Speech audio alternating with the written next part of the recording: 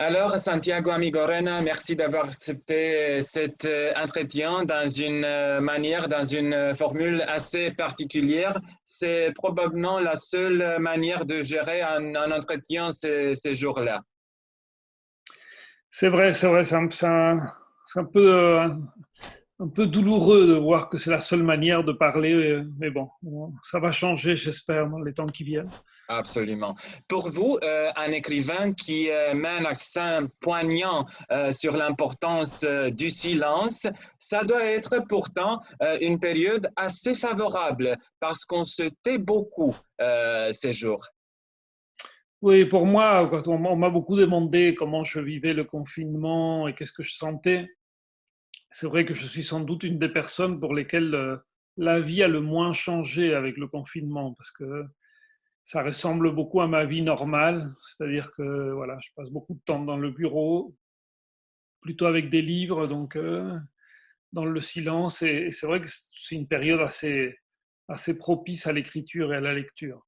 Euh, Absolument, oui. je plains les gens qui n'aiment pas lire, parce que ça a dû être long. Vous avez décidé quand même de rompre le silence sur un aspect particulier de votre passé, c'est-à-dire de votre descendance juive, qui, comme presque tous les cas similaires, a la drame historique y comprise. Pourquoi ce sujet pour votre dernier roman? En fait, c'est un sujet sur lequel je savais que j'allais écrire un jour depuis très longtemps, parce que c'est donc le silence de mon grand-père et la manière dont son silence est devenu le mien, la manière dont j'ai hérité de son silence. Je crois que c'est quelque chose qui est une sorte de filigrane dans presque tous mes autres livres. Donc voilà, j'ai beaucoup écrit sur le silence, sur mon silence principalement, mon silence d'enfant, d'adolescent. Et le silence un peu tutélaire de mon grand-père était toujours derrière. Donc je ne sais pas pourquoi c'est arrivé maintenant. Donc c'est le 10e livre que je publie, mais je savais depuis toujours, voilà, qu'il fallait que je trouve un moyen d'écrire sur ce silence. Peut-être il y a deux choses qui ont clairement influencé le début de l'écriture de ce livre. C'est d'une part la traduction des lettres de mon arrière-grand-mère. C'est une correspondance que j'ai lue seulement il y a quelques années, il y a 4 5 ans. Voilà, ma mère a fait traduire ces lettres, donc je les ai lues et voilà, ça a déclenché disons, le cadre de fiction du roman. Et il y a aussi un livre qui a été publié par mon cousin qui a écrit voilà, un livre qui ne traite pas que de cette histoire-là, mais où cette histoire-là est mentionnée. Et la lecture m'a donné un peu l'idée voilà, de trouver, c'est quoi, de donner cette forme de fiction euh, vraiment basée sur 4 années à Buenos Aires. Donc voilà, je savais que j'allais écrire sur mon grand-père et son silence, mais je ne savais pas du tout dans quel cadre de fiction. Et ce cadre-là, voilà, je l'ai trouvé seulement il y a 5 ans, disons.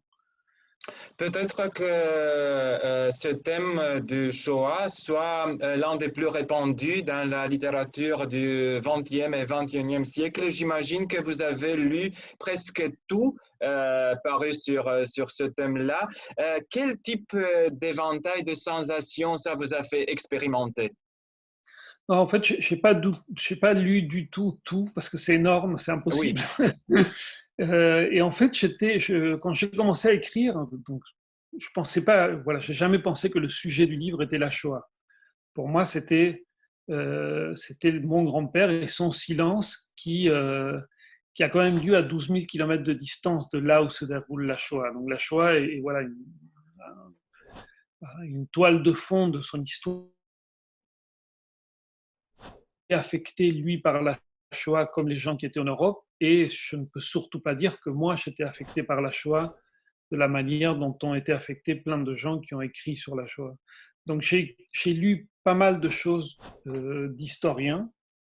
Donc ça, c'est parce que simplement, je me suis rendu compte que je ne connaissais pas bien l'histoire de la Shoah et que voilà, ça m'a passionné pendant que j'écrivais de la fiction, de lire de l'histoire. J'avais lu évidemment des choses théoriques. Il y a des auteurs qui ont toujours été importants pour moi, Primo Levi évidemment, Oui, absolument. mais aussi Paul Celan, Hannah Arendt, quoi. Oui. Disons, c'est des gens que je lis depuis longtemps. Mais je n'ai pas lu, par exemple, toute la littérature un peu contemporaine, disons, des 20, 30 dernières années sur la Shoah. Ça, je connais très, très mal. Comme narrateur qui poursuit son sujet d'une manière cinématographique, vous avez choisi de voir la Shoah dans l'absence. Donc, vous ne racontez pas les horreurs nazistes, mais la métamorphose et les peines d'un homme qui s'imagine plutôt ces horreurs. Pourtant, elles restent toujours aussi fortes. Oui, ça, c'est dans l'écriture elle-même. C'est-à-dire, quand j'ai commencé à écrire, donc voilà, je commençais très simplement à raconter l'histoire de mon grand-père. Donc, je savais qu'il y avait un cadre dramatique, disons, qui était de partir du moment où il commence à comprendre ce qui se passe en Europe à travers les lettres de mon arrière-grand-mère, jusqu'à ce moment où il est sur le point de se suicider Oui. et voilà, sa femme lui annonce qu'elle est enceinte et il décide de ne pas se tuer et il demande à sa femme si c'est une fille d'appeler le futur bébé Victoire. Donc, et ça, ce cadre-là, disons qu'il était assez simple à trouver. Mais quand j'ai commencé à écrire, donc voilà, je commençais à écrire l'histoire de mon grand-père à Buenos Aires avec des amis au café. Et je savais que j'allais faire un parallèle avec ce qui se passait en Europe. Mais quand j'ai commencé à écrire vraiment sur la Shoah, c'est-à-dire voilà, à dire au même moment, c'est un procédé que j'emploie beaucoup, donc ce même jour à Berlin ou ce même jour à Oui. Varsovie, il se passait telle chose.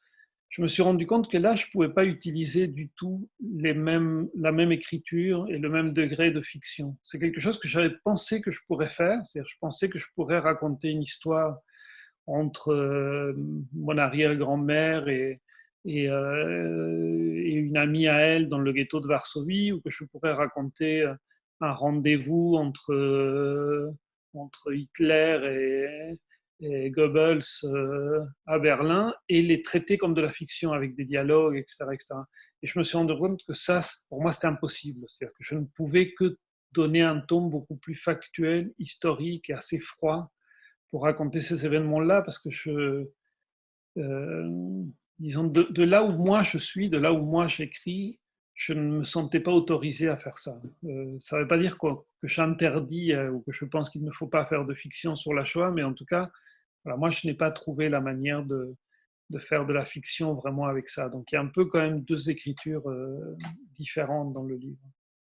Comment voyez-vous cette métamorphose d'un homme, votre grand-père, Vicente Rosenberg, qui part du moment où être juif, c'est presque irrélevant, c'est quelque chose d'abstrait, d'immatériel, et qui va jusqu'au moment où ça devient la caractéristique qui le définit et le dévore, la seule en fait. Oui, pour moi, c'est vraiment disons, la chose la plus particulière et la plus terrible du nazisme, c'est comment ça, c'est à travers une définition, d'une certaine manière à travers la langue, même si la définition a été extrêmement compliquée à trouver, qu'elle n'était absolument pas la même dans les différents territoires, quand même là où les nazis obligeaient d'autres gouvernements, en Hongrie, en Roumanie, à définir Oui, qu'est-ce que c'était un juif, jamais personne ne définissait la même chose. Et les Allemands eux-mêmes ont eu des disputes entre différents ministères ou différentes instances administratives pour trouver quelle était la bonne définition. Et en tout cas, tout ça allait dans le sens de définir quelque chose qui allait être mort. Et c'est là où ça rejoint quelque chose sur un sujet sur lequel j'ai beaucoup écrit, c'est comment le langage euh, peut tuer. Le langage, souvent, n'est pas du côté de la vie, mais du côté de la mort. Comme l'écriture, souvent, quand elle fait ressusciter la mémoire, est toujours rattachée à quelque chose qui est plutôt morbide dans le sens où ça ne laisse pas la liberté de mouvement et même de contradiction qu'il y a dans la vie. C'est-à-dire que quand on pense, par exemple, si nous deux, on commence à discuter de qu'est-ce que c'est être juif, ce sera vivant. On ne Oui, sera pas d'accord, on dira c'est ça, il y aura de la vie. Si on donne une définition et on dit c'est seulement ça être juif, c'est un début de massacre, entre guillemets. Et ce massacre, entre guillemets, évidemment qui allait aboutir à un massacre sans guillemets, la Shoah, ça a été comment dire, ça a été un assassinat d'une culture et d'un monde qui était la culture et le monde des Juifs de l'Est de l'Europe. oui, en effet, vous parlez à un certain moment du livre d'une tentative d'assassinat des nazis vers le langage. Oui, Voilà. voilà. Je pense que bon, c'est rattaché aussi au nom qu'il a fallu trouver à cet événement. Bon, il y a toute cette partie-là du livre. Mais je pense que très souvent, quand on parle de la Shoah, on garde seulement l'image que voilà, les nazis ont voulu tuer des juifs. Et que c'est très complexe ça, parce que c'est comme si on acceptait de se mettre du côté de quelqu'un qui pourrait dire c'est ça être juif. Et c'est ça qui me fait peur, moi, et c'est là où ça touche le langage. C'est-à-dire que voilà l'exemple le plus simple, le plus répandu, c'est que ce qu'ont théorisé les Allemands, même bien avant le nazisme, qui est l'antisémitisme, c'est ce qui était le moins approprié pour définir les Juifs d'Europe de l'Est. Parce que antisémite, le terme sémite, qui, si on devait l'employer d'une manière très correcte, il ne pourrait s'appliquer qu'à des langues, parce qu'il n'y a Oui, rien d'autre qui peut être défini comme sémite que des langues, donc pas des populations, pas des... exactement, oui. Et s'il y a une langue qui n'est absolument pas sémite, c'est le yiddish, qui était la seule langue que parlaient ces juifs-là. Donc, ils parlaient autant hébreu que nous, on parle latin. Donc, le hébreu était une langue vraiment morte et religieuse, donc de cérémonie. Donc, c'est assez étrange que tout ça se soit basé sur des malentendus de langage. Et c'est des malentendus que les nazis, donc, c'est une attitude fasciste assez classique, ont tenté ou ont réussi à ne pas penser comme des philosophes, c'est-à-dire ne pas partir de malentendus du langage pour poser des questions, mais pour trouver une solution. La solution qui s'appelle finale, donc qui est aussi Oui. voilà, quelque chose de... Et encore une fois, ce terme-là de solution finale, donc, comme je raconte dans le livre, qui a été gardé par les Alliés, employé pendant des décennies par les Alliés, sans se soucier du fait que c'était le vocabulaire des bureaux, des bourreaux. À un certain moment, vous dites l'horreur de certains faits permet toujours, au moins dans une première phase, qu'ils soient ignorés. On les ignore pour nous protéger, c'est l'instinct de conservation. Oui, bien sûr, je pense que c'est ce qui arrive encore aujourd'hui partout. C'est arrivé, quand je compare un peu avec la situation en Amérique latine dans les années 70. Je pense qu'en Roumanie, vous savez bien dans l'histoire récente Oui, tout à que fait. c'est de subir des choses très très douloureuses et très cruelles. Donc, et je pense qu'effectivement, on continue à vivre. C'est ça qui est surprenant. Et aussi bien à Buenos Aires qu'en Europe, les Juifs ont continué à vivre et les non-Juifs aussi à ignorer les nouvelles qui auraient pu permettre peut-être d'agir autrement. C'est aussi une des particularités de l'information, du journalisme, d'une forme de circulation de l'information qui, je pense, c'est un peu le contraire de la littérature aussi. J'espère que la littérature sert à faire passer des informations d'une autre manière, vraiment fondamentalement différente du journalisme. Vous avez à peine connu votre grand-père, le protagoniste du livre, celui qui porte sur ses épaules cette honte d'être loin au temps de l'horreur. Comment avez-vous vécu cette histoire dans votre famille? En fait, je l'ai pas beaucoup vécu, donc d'une part parce que je l'ai pas, il est mort quand j'avais 7 ans, Oui, mais aussi parce que c'était pas, dans ma famille, c'était pas un traumatisme, la Shoah, c'était pas, c'est dans ma famille, dans la famille que j'ai connue, donc ma mère, mes tantes, mon oncle, c'était quelque chose qui n'était pas, c'était pas interdit d'en parler, mais tout le monde acceptait que mon grand-père n'en parle pas. Et pour nous, c'est-à-dire pour la génération qui vient encore après, les petits-fils, les cousins, on est plus sûr à avoir eu besoin d'en parler à travers l'écriture, à travers le cinéma, mais ce n'est pas, je ne voudrais pas lui donner une place traumatique comme si c'était un trauma qui crée voilà, toute mon écriture et qui domine une histoire familiale. L'histoire En familiale effet, et l'écriture. je voulais vous demander si, premièrement, on parle d'un trauma, c'est le trauma de votre grand-père sans doute, mais c'est aussi une trauma pour vous, les générations futures, et s'il est un trauma, c'est un trauma à porter seul ou à partager avec les autres. Oui, c'est tout le problème. C'est-à-dire que je pense qu'il est à partager surtout dans la mesure où le partager permet de l'effacer. C'est-à-dire que moi, c'est quelque chose sur lequel on me questionne beaucoup dans plein de pays différents et j'aime pas beaucoup le devoir de mémoire. J'aime pas beaucoup qu'on me dise que la mémoire doit obligatoirement s'occuper de transmettre voilà, la Shoah, ce que ça a été, etc.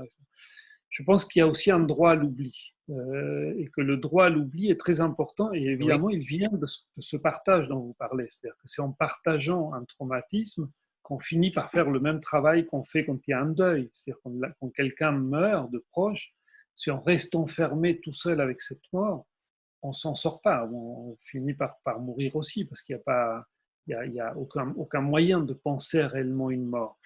Donc voilà, il faut partager pour oublier dans le sens voilà, ce qu'on fait quand il y a un travail de deuil. C'est pas un oubli, évidemment, c'est le contraire de la négation. C'est le contraire de dire ça n'a pas existé. C'est dire ça a existé. Il faut suffisamment le penser, le réfléchir, l'écrire de manière poétique, artistique ou philosophique pour que on puisse passer à autre chose. Je pense qu'au bout d'un certain temps, il faut passer à autre chose. Je pensais qu'à côté de votre grand-père, on avait votre grand-mère Rosita, qui est un personnage extrêmement attachant pour nous, les lecteurs, et qui est toujours, elle, invite à partager. Elle est probablement la personne idéale pour partager quelque chose. Pourquoi on a du mal à partager? Bon, pour moi, c'est clairement voilà, ce contre quoi je me bats, c'est le silence. Donc, la particularité de ma manière d'avoir du mal à partager, c'est que j'écris pour partager et qu'en Oui. même temps, l'écriture pour moi est une autre forme de silence. Donc, c'est quelque chose, voilà, c'est pour ça que j'écris. J'écris parce que je ne trouve pas la solution à comment sortir du silence de la parole sans que ce soit en rentrant dans le silence de l'écriture. Je pense que c'est très différent pour chaque personne. Il y a des gens sans doute qui n'arrivent pas à partager parce qu'ils décident d'une manière volontaire d'oublier et que l'oubli quand il est trop volontaire n'est pas meilleur que la mémoire quand elle est volontaire. C'est-à-dire que voilà, l'oubli, c'est quelque chose qui doit arriver avec un travail, comme la mémoire a besoin aussi d'un travail. Donc ce travail-là, voilà, il y a des gens sans doute qui ne le font pas, mais vraiment ça peut être de manière très très différente. Donc, dans le silence, dans l'excès de parole, dans l'excès de partage, dans le fait de ne rien partager. Mais, euh, mais en gros, oui, la littérature, ça tend toujours vers ce meilleur partage de tout le monde. C'est-à-dire pour moi, le meilleur partage, celui vers lequel j'aspire en tout cas, c'est que la lecture soit aussi créative, disons, que l'écriture. C'est-à-dire que chaque lecteur puisse lire ce que j'écris d'une manière qui lui est suffisamment personnelle pour qu'il sente cette lecture unique. Comme moi, je sens au moment où j'écris que j'écris quelque chose unique dans le sens de nouveau, quoi, qui n'a pas été écrit exactement de la même manière, évidemment, même si on raconte toujours les mêmes histoires. On a encore 2 minutes. Alors, la dernière question. Si vous aviez la chance de partager encore un moment avec votre grand-père, ce serait une question, un geste ou un silence? Alors, je pense que ce serait un geste. C'est étrange, mais j'ai une très grande croyance qui n'est pas partagée par tout le monde dans le fait que certains gestes voilà, disent plus que les mots et qu'ils sont vraiment le contraire du silence. Merci beaucoup. Merci. Ça a été un Merci à vous. plaisir. Merci, merci. Merci. À bientôt peut-être. Oui, à Bucarest, j'espère. Ouais. Pourquoi pas en automne? Oui, oui, oui. Merci. Au revoir. Au revoir.